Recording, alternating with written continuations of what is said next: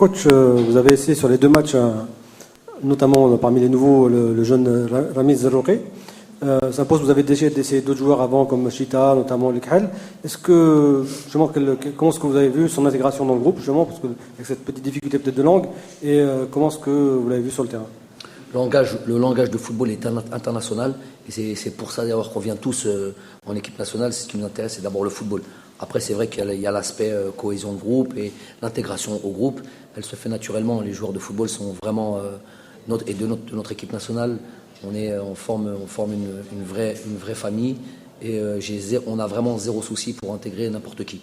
Donc Ramiz est arrivé avec un petit peu de timidité, c'est normal, dû à son âge, dû peut-être un petit peu aux difficultés de la langue, mais il y a beaucoup de joueurs qui parlent anglais. Lui, il parlera très tôt, il a déjà quelques mots importants.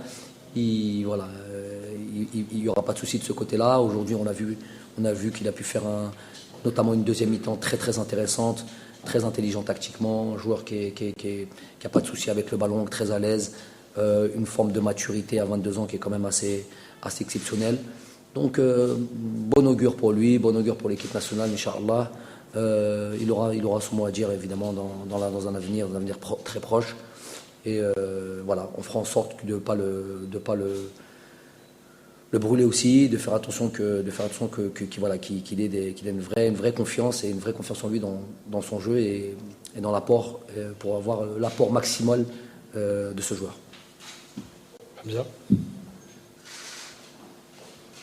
Bonsoir coach. On tourne la page des éliminatoires de la CAN 2021 pour se projeter sur les éliminatoires de la Coupe du Monde.